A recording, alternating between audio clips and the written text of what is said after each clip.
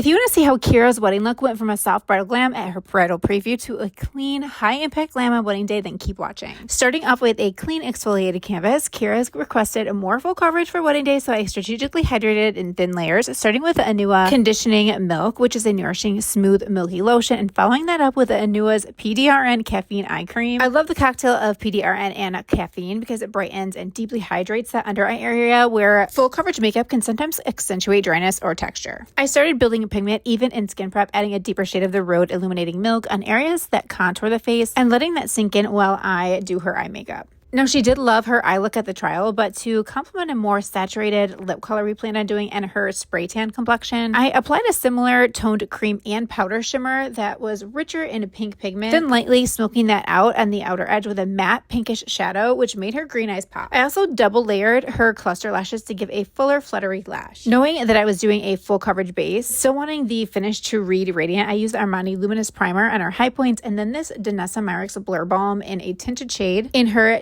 T-zone and then blended it out from there. This is one of my favorite products and most repurchased. It will add this veil of tinted balance of coverage as well as a soft blur, especially in the high porous areas or high shine. When the bronzer and highlighted areas of the face have more substantial color difference, you look instantly more dramatic. I just made sure the transition is blended well so there's no harsh lines. When transitioning this Haus Labs vibrant rose pink blush into a relatively warm complexion, I used this creamy L'Oreal bronzing stick. It left a beautiful ease into this popping blush that just melted into this beautiful, radiant, and believable natural color. I love the formula of these Morphe pressed powder blushes. I chose a luminous rosy that corresponded well with the color story we already have going, adding leftover residue from the brush into the eye look. These are surprisingly highly pigmented, so I have to remember to use a fluffy brush or a light hand. And to finish the look, I gave her this rich rosy lip that complemented her eye color, as well as added back freckles across her nose bridge and apple of her cheeks with one of my favorite freckle pens I found on Amazon. For her hair, the only main thing we did different than the trial was to pull it tighter and more sleeker, using a few styling pomades from Moroccan Oil to really give that sleek but soft elegance to the look. Let me know what you guys think.